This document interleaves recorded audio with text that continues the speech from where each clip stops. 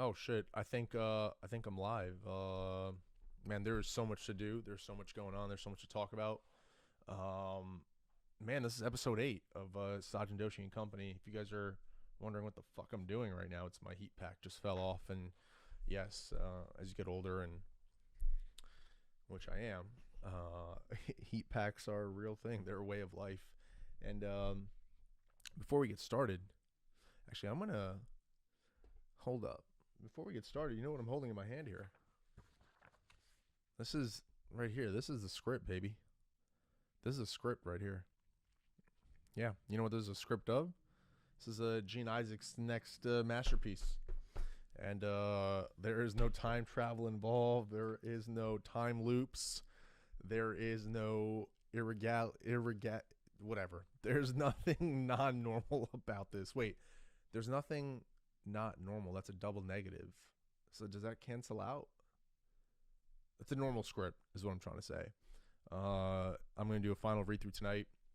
It's the 20th version, I think, and then Gene and I are doing like our table read tomorrow.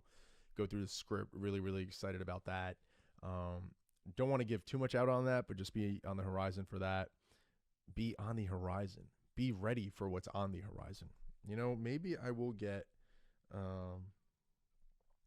some of this stuff right. But anyway, with all that being said, shoot, dude, where do we start, man? There's so much that I do want to talk about that I just can't, just because of like the precarious situation that I find myself in. But three big things. We have to talk NFL. We have to talk NFL. We have to talk Chelsea. We have to talk Ben Simmons. And there's a lot. And then the Donald Trump interview came out on the Full Send podcast. I thought there's a lot to unpack there. So I'm gonna just get right into it. Russell Wilson to the Broncos. Like I said before, I don't know in the NFL, if you're a team and you don't have a superstar quarterback, you can't win a Super Bowl, right? You might. Give me 1 second, guys.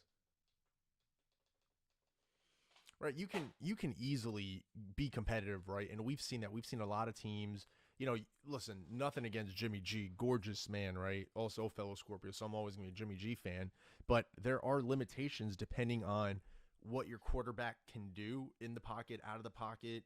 Is he always available? Now, again, injury prone, I think that title is ridiculous. I think you're playing a game where you're getting hit by grown men who are great athletes and big and muscular and strong. So like the whole injury prone thing, I think that's dumb. It's like, yes, I think it's just coincidence.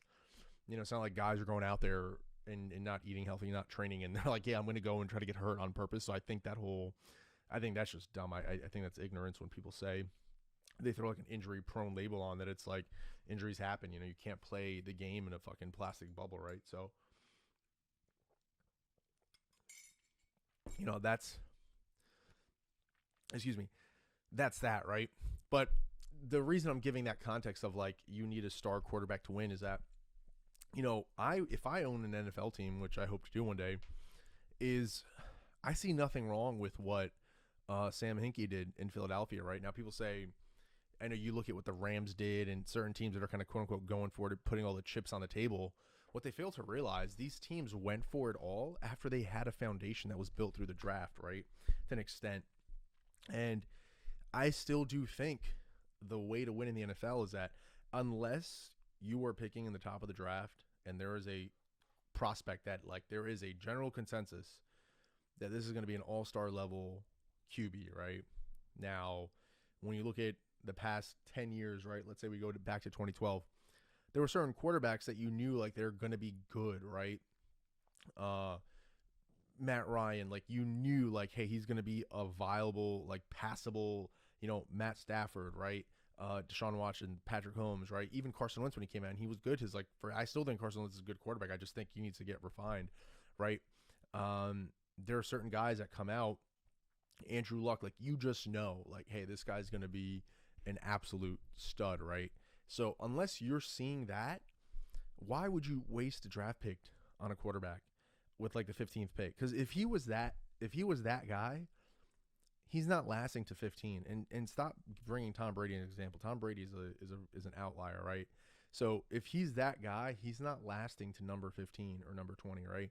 So I don't see why, if I'm not an NFL team, that I'm like, hey, look, like, we're going to try and get the best line, defense, offensive line, find the best guys, because controlling the line of scrimmage at the end of the day, how you win football games is how you control the line of scrimmage, right? You could have the best skilled players in the world, but if you can't give your quarterback room to breathe, he's going to get lit up. You know, look what happened to Joe Burrow in the Super Bowl and Aaron Donald and them boys and Von Miller. They dialed that shit up on the outside. You know what I'm saying?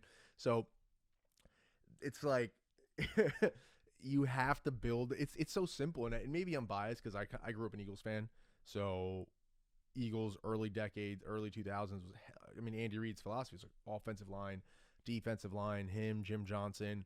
You know, that was like a big, we had Jerome Mayberry, John Runyon, Hank Fraley, Trey Thomas. Like, we didn't fuck around. Like, the Eagles have always had historically top 5, were no way less than top 10. They were always top 5. Sometimes they've been, in the past several years, they've been ranked number 1 by PFF in the run or in the past, right? But overall, they've always been a top 5, top 10 unit consistently, and they've had depth, and that's how they've been able to do that, is because they always draft folks to the line, and you're always developing guards and tackles, because remember, you got to come out for a few plays, right? Sometimes you might have to miss a game or two, right? And you need to have someone who's ready to step in and be a passable starter. So I say all that to say is that the Broncos were in a tough position of, it's like, all right, we have some decent pieces in place, and what do we do, right? Do we just kind of wait another year or two, keep drafting skilled players, linemen, build up the defense through the draft, stockpile picks, and kind of wait to make our move and see what shakes out with Herbert, Mahomes, Carr? Or it's like, hey, you see how in the NFL, once you get into the playoffs, all bets are off. Once you get into the playoffs, it clearly this year, if anything, it showed that, hey, if you have a star quarterback who can carry you, the bets are off, right? And you saw that in this year's playoff, right? Excuse me. That Bills-Chiefs game, classic. Bengals-Chiefs game, classic, right? Even Bucks-Ram, right? Brady made that pretty solid comeback at the end, right? So there were a ton of games that highlighted that if you get into the playoffs, it's anyone's game, and especially if you have a star quarterback, you are not out of it. So my thinking was that, hey, you know, if I'm the head, you know, the brain trust at the Broncos with with Elway and Pax and those guys, in terms of like what we do, you can make the argument that someone would be like, look, Mahomes' reign, Herbert's reign, Carr's reign, like, they're going to be there, right? Let's spend another year. Like, if this draft isn't QB heavy, we can't get anyone that we want. We have a new young head coach. Let's spend a year or two just building the foundation, building the team, which is the problem, is that people don't want to think long term, right? They're in the process of trying to sell the team. So you want to be an attractive team to sell, to get a higher price. Hey, look, we have this marquee quarterback and all that. But you see this mistake happen a lot in the markets, right? Companies go public too soon. They're not ready. And then their stock price craters in a year or two. And it's like, you should not have gone public, right? You should have gone back to the foundations, blocking and tackling, and redid things, right? So I think if I were the Broncos, I don't know if I would have made the trade for Russell Wilson, but I do think Russell Wilson has another like 5 to 7 years. I'm a huge fan of Russell Wilson. The Eagles should have drafted him in 2013. They got too fucking cute, and Chip Kelly did not draft him. And that's on them, right? They should have drafted Russell Wilson, and that's a mistake that they'll have to live with. I mean, luckily we got a Super Bowl in the past decade, so it kind of nets out, if that's a word, it nets it out. But if I'm the Broncos, it makes sense, because you don't want to just suck for the next 4 years just because, like, you have no other option, and you're not going to truly suck because you've drafted so many players in good areas, right, within the first, second, third rounds, kind of high blue chip picks, that you're not going to be worse than like 6 wins, and maybe your ceiling is 9 wins, right? And at that point, you're like, well, if we're winning 6 to 9 games and we have solid talent, why not see what we need to do to get a Hall of Fame quarterback, and then let's build him, right? Let's build around him, because we have 5 years to do that. I'm assuming that's like his shelf life, right? For another till 5, right? So I think I would have ultimately done it, because, you know, nothing's promised tomorrow. And I mean, this environment we're living in, not to make light of any world events, but like, I don't know what the fuck's going to happen tomorrow, right? I could claim to know, but so I think And also, I thought it was so funny when they asked Pete Carroll at the combine, and they were like, do you plan on trading Russell Wilson? And he was like, we have no intention of trading Russell Wilson. And I'm like, that's a goddamn lie. You have every intention of trading Russell Wilson, don't you? So I thought that was funny. But so yeah, I think the Broncos, I think it's gonna be competitive. I don't know. I mean, someone's not gonna make the playoffs from the West, right? The AFC, because you could, in theory, have 3 teams make it to the playoffs, right? But then you're acknowledging that maybe the North and the East, because AFC East, I mean, shit. I mean, let's say the hierarchy is Bills, Patriots, Dolphins. In the North, I mean, the Ravens are going to come back. The Browns are there. You know, it's not like some of these teams are just going to disappear. And, I mean, the AFC South, I mean, who knows, right, what's going to happen. I mean, let's say Texans are just whatever, Jags or whatever. But then you have the Titans and the Colts, right? So Titans, Colts are 2 teams right there. Let's say AFC North, Cleveland, Pittsburgh, right? Let's say those 2. I mean, Cleveland's kind of, let's just say Cleveland, Pittsburgh, right? That's 4. And then you got Pats, Bills is 6, Dolphins is 7. And you got these teams, right? You got the Raiders 8,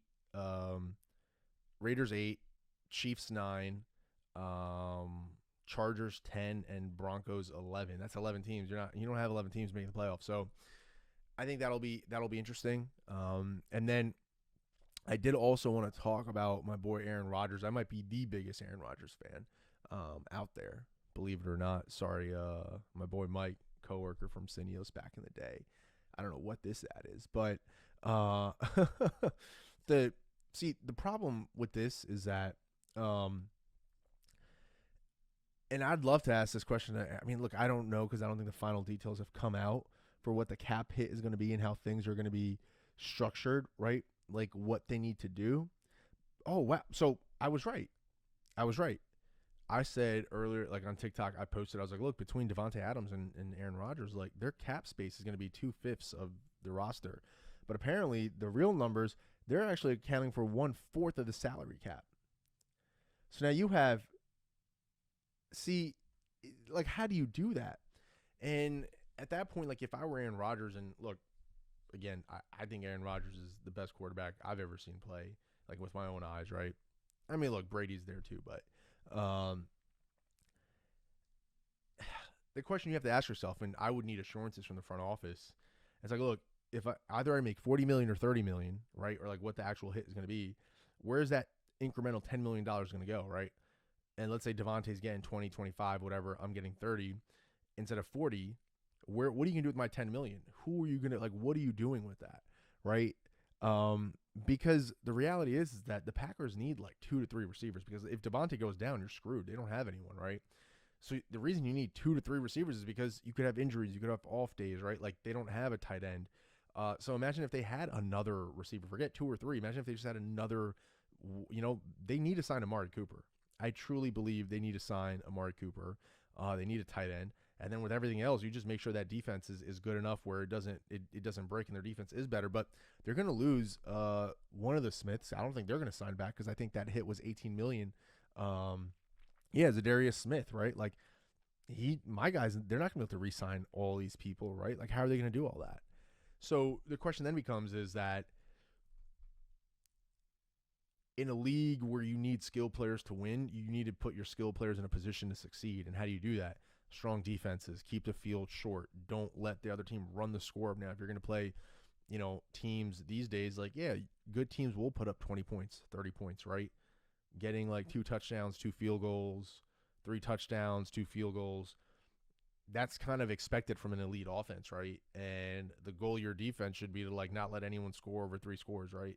That's like, you got to stop at that, right? Because otherwise your offensive guys are just going to be chasing, right? And then you can't develop the run game. You might not be in a position to be committed to it, right?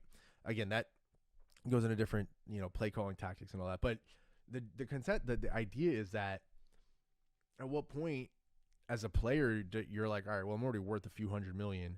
10 years over 4 years is $40 million. But if I win a Super Bowl, what does that do for me? And that $10 million each year can I get the team to guarantee that it's going to go towards other players, right? I don't know. That's just something that I was just thinking about, was that I don't know what else. I don't know what else the Packers can do, and let's just mute that for a second. I don't know what that was, but so yeah, I mean, I don't know what the Packers are going to do. I think it was a huge dub for them, but what are you going to do? The other thing, our once savior, Carson Wentz. I say once ours because I'm an Eagles fan, but man, fuck. Jeez Louise. You know, in hindsight, if I was Howie Roseman, what I would have done, I mean, in hindsight 2020, after 2017, I would have traded Carson, because you could have gotten like 2 first rounds for him. Because after 2017, when he was recovering, remember, he was coming off he would have won MVP had he not tore his knee. And everyone thought, like, yeah, he'll rehab and come back. I do think they pushed him too early, because you could tell in early 2018 he wasn't ready when he was playing with the knee brace. Like, he should have just like chilled. And I think that probably led to some of his back issues and, you know, what have you. And the Nick Foles had to ultimately come in, and we would have beat the Saints had it not been for the ball kind of like getting like popped out of Alshon's hands. I don't remember if it popped out of Alshon Jeffrey's hands or if it like bobbled out or if he dropped it, but it was like he slipped or something stupid, and they would have won because they were in field goal range. I think the field goal would have tied it, touchdown would have won it. I'm not sure, but it was the playoffs in 2018, or well, the game was in January 19, but it was 18-19 season. But if I were Howie Roseman, I would have 100% traded Carson. I would have traded Carson in 2018 after the Super Bowl. Let's say you get 2 first, whatever. I mean, you have to remember his stock was really high. You probably could have gotten 2 first-round picks for Carson Wentz. Even if you got 1 first, a second, third, and some players, 100% you'd do that. And you ride that magic of whatever Nick Foles and Doug Peterson had for another year, because you could scoff at that all you want. But look, yes, teams would have eventually figured out that RPO, but there was just something there, you know.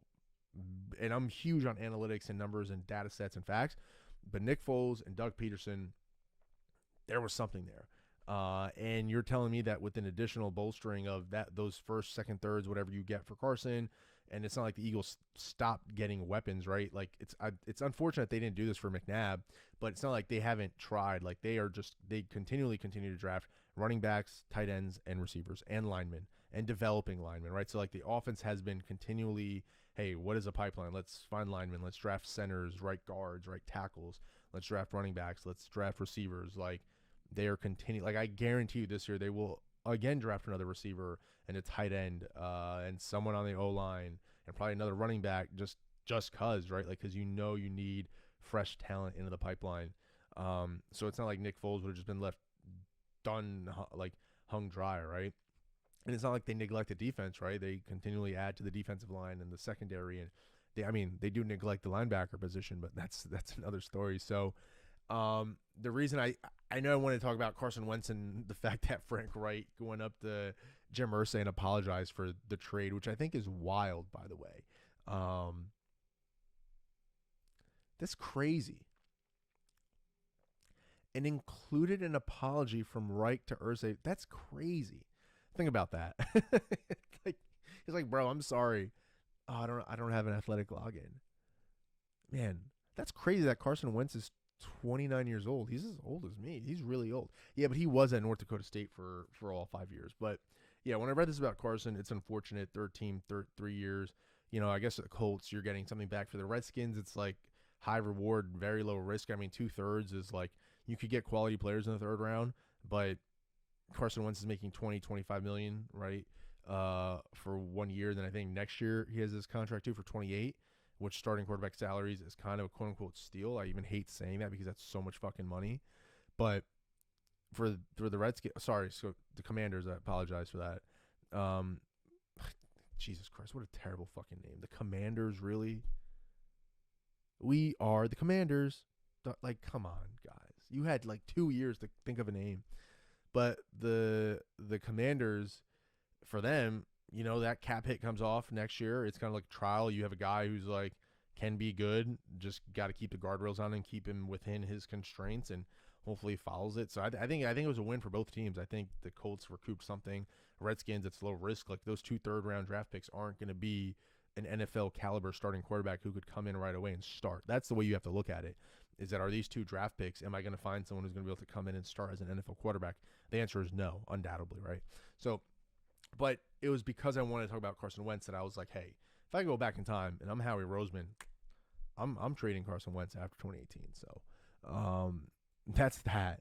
I wanted to give a huge shout out to Kevin Durant. I think, I'm obviously a huge LeBron fan, obviously a huge KD fan too, but Kevin Durant said something that finally, wait, baseball is back. Hold on, wait, did they strike something? Hold on, let me finish about KD and Ben, but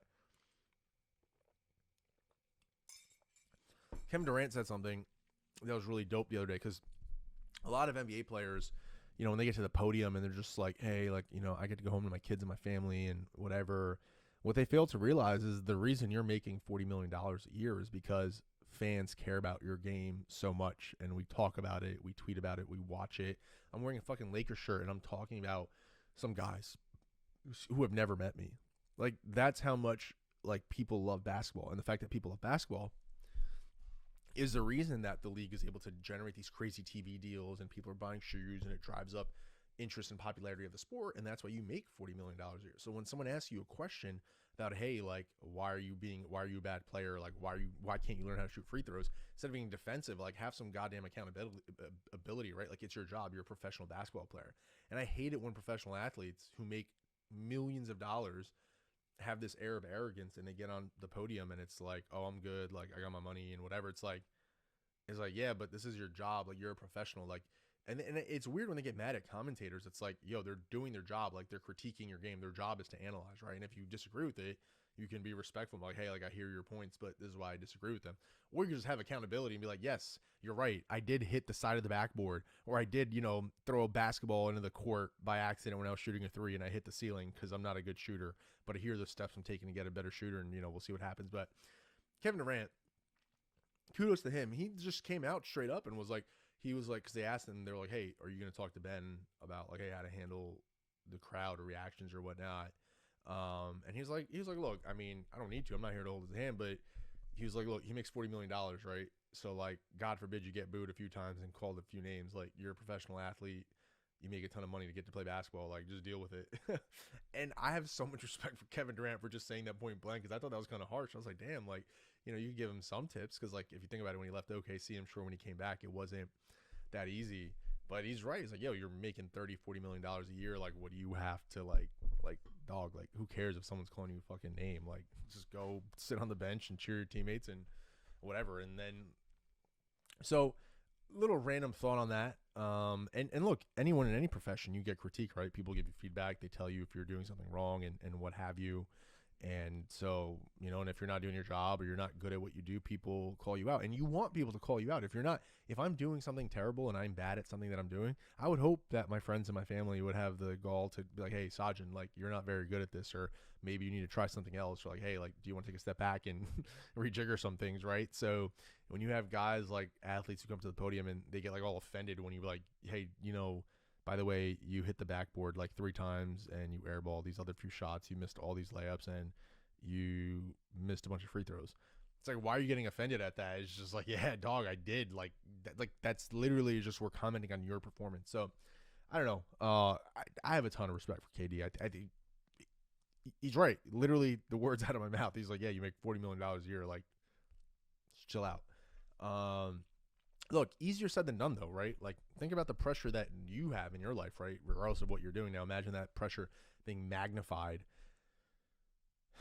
by being an NBA player, right? And people just saying shit. So it's like, yeah, you have the money that, people don't have, and then you can kind of overlook things, but still sucks.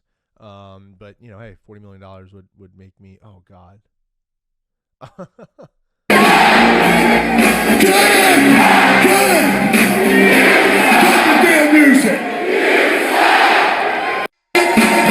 Oh man, that's rude. Why they gotta do him dirty like that?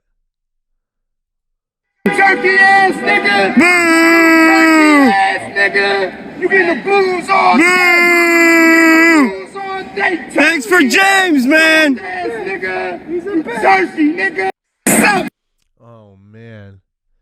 So that's that. Wait, let me just see real quick. Why is Joe Budden trending? Why is JBP buddy? Watching Nicki Minaj and Joe Budden interview was so insightful. Nicki Minaj is intelligent. I didn't know they interviewed her. Essence was Song of the Year. Right. Like that. Right. We need to be able, and you want to know what's so funny? We should have our own Grammy board. That's not on the Grammy board. Now you talk. Yes. Totally agree with Nicki Minaj. I didn't expect to cover this on the pod, but yeah, I truly believe and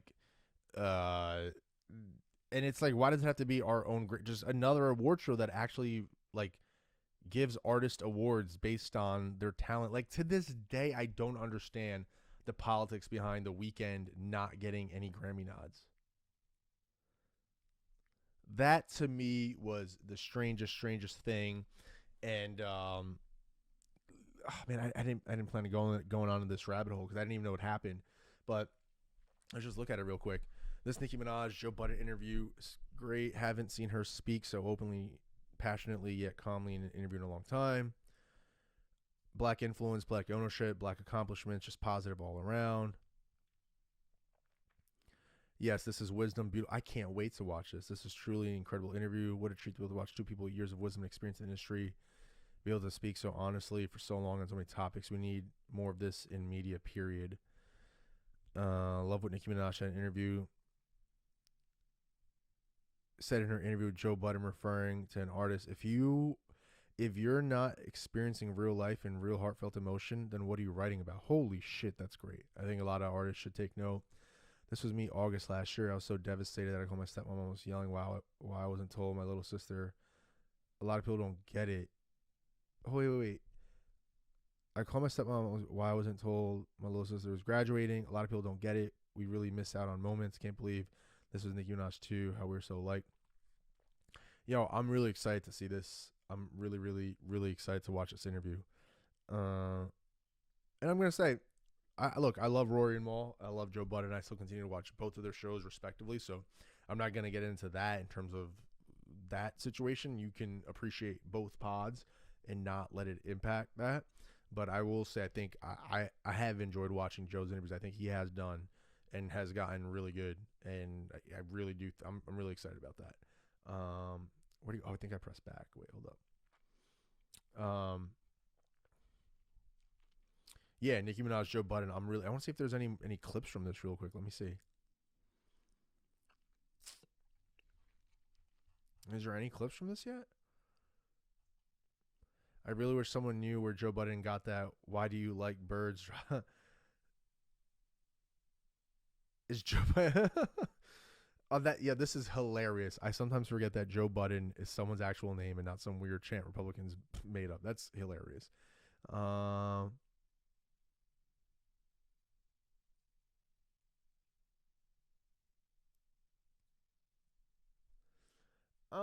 I don't want to get into all this. I mean, in terms of her and not giving Kim any flowers, I guess she could have, but it's not about that. Let's keep it about what Nicki's thing was about.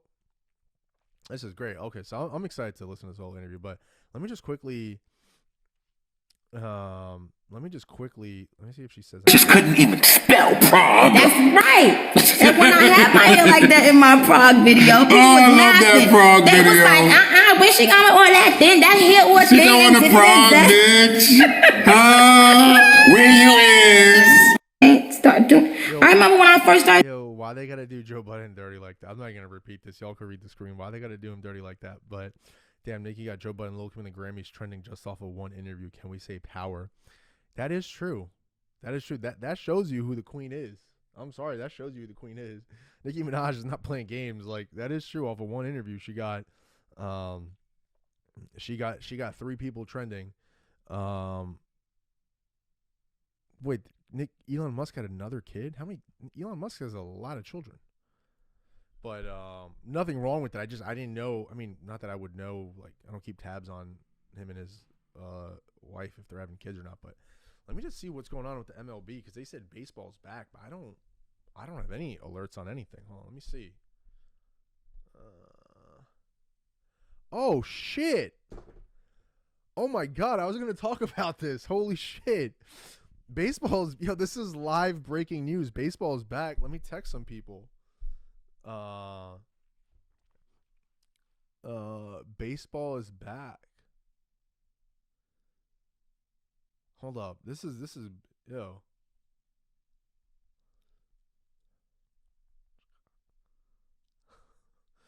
No, shout out to Mike and Ahan.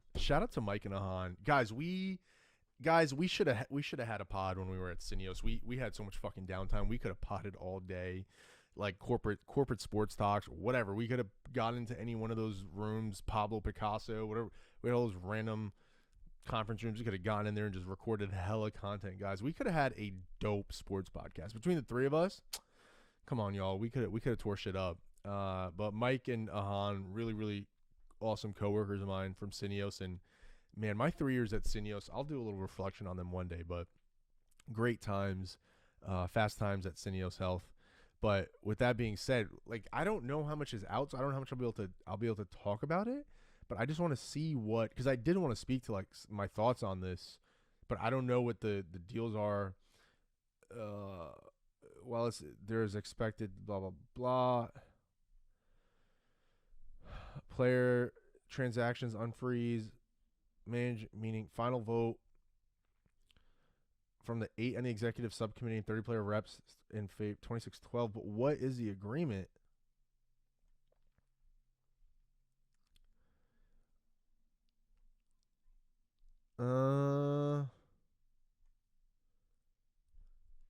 Yeah, see, let me go to Pinstripe Alley. Yeah, I like, this is great, but I just don't know what the like terms are of the deal. But the thing I was going to say, talking about the MLB lockout and stuff, was they have to do. I think they're going to get rid of the shift. I really do, because I think in the latest proposal that they rejected, one of the things was like, hey, we're going to get rid of the shift, universal DH, things to make the game more exciting, and I think they just got to maybe limit the number of pitchers that you could bring in and out, because if you bring in a fucking stud, a thoroughbred every inning after like every second pitch, like, it's not fair to the batters. Like, you're just facing straight up 100-mile heat. I think I think it was the manager of the Rays, or he was like, I have a whole stable of stallions who throw 100 miles per hour, like, I'm ready. And I was like, shit, like, yeah, you do. And like, what are you supposed to do if you just have like a fresh arm coming in every goddamn, forget inning, you could just, it's getting so micro analyzed to the point where it's like, all right, we're going to have this guy come in and just pitch for like 2 batters, and then we're going to bring another guy to get another out. And it's getting so scientifically, like, just pinpointed. I mean, there's a reason baseball was like super popular in the late 90s, early 2000s, I don't know. Yeah. This is hilarious. Shout out to Ozark. Yo, bring part 2 back soon. I just want to see. Yeah, they probably won't have anything. Guys, probably gonna have to cover this later. The lockout's done. Let's just get the shift out. Let's get scoring boosted. We'll see what happens. But you know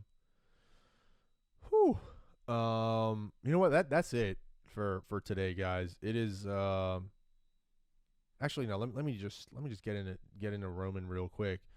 So this is interesting. So I don't know what's gonna happen. So context, sanctions going on. The Roman is trying to sell Chelsea, and because he doesn't, once he gets sanctioned or things get frozen, you can't move out liquid assets, whatever. My thoughts on all of this are, if I'm Roman, strategically, if I can't sell Chelsea, right, strategically, is this not a good thing? Because if I can't sell the team, I would just then, because you got to remember the UK doesn't want to impact the players, because Chelsea, soccer, football in England is like the only sport. You know how in America we love baseball, basketball, football. Imagine you just roll all them up into one. That's what soccer is to people in England, right? And Chelsea is a cultural behemoth. It is. It's Chelsea. It's Stamford Bridge. It's in London, right? So think about the monies that get generated on match day, and you have the security, you have the stands people, you have merchandise, you have TV revenue, right? There's a lot that it does for the economy and people, so you don't want to impact your own people living in the UK through these sanctions. So they're getting some sort of special license to like keep operating. But my whole thing is that if I'm Roman, I I actually welcome this, because what happens now is if I can't sell the team, then I can't sell the team. And let's hope, like, let's really all pray. And like, I know Ukraine and Russia, they're having talks and trying to figure things out. But let's say this ends, right? And I'm sure there will still be sanctions, but I could see a world in which this sanctions, as it relates to ownership of the team, gets lifted, shifted away, whatever. And then if you're Roman, it's like, all right, well, this is great because I still now own the team. But if I'm Roman, I would just try to buck the system, right? Roman doesn't give a shit about the money from Chelsea. He doesn't. He is truly like a fan owner. He doesn't care about making money. He's going to reinvest every penny. He's going to put in his own money. He's literally put in like £2 billion, right? Which is almost like $3 billion into the club. Facilities, training facilities, youth training, transfer fees. He doesn't care. Like, that's the owner you want. If I were Roman, I would gift the club to Peter Cech, to our technical director, Marina. I think her and Peter have kind of similar roles. Her, and then Bruce, who's he's the chairman of the Chelsea Foundation. Like, just gift the club to them. I'm sure there's a workaround of, like, through the trust to be like, I'm gifting the club to these three, and he'd still be like a backstop financially or something. So the team remains like in trusted hands, in guided hands, and you kind of have Roman as kind of like a shadow owner or whatever. It's kind of like what Kroenke has with his wife owns the Nuggets, but the holding company owns the Rams. But like, obviously, like, he's still involved with like the Rams and Nuggets and, like, you know, whatever. It's kind of like people just look the other way. Like, I know it wouldn't be so easy in this situation, but dumb take, I don't know. But I think if I'm Roman, in a way, this is good because you can't sell the team. So it just stays still in the hands of Roman. I really do think Roman getting rid of the team, through no force of his own would suck. And let's just hope it doesn't come to fruition, right? So, or if it does, he does something where it's given to the right people who are actually going to manage and care for the club, and then he can be that backstop financially, right? So, anyway, with that being said, guys, this was episode 8. There was a ton of shit I wanted to talk about more, but this is a long episode. Actually, let me just give a quick shout out to actually, I don't think I have it up, so we're gonna leave it at this. Next week I'll have the Batman review, some Oscars predictions, and all that. But anyway, this is episode 8, guys. I will see you guys later. Peace.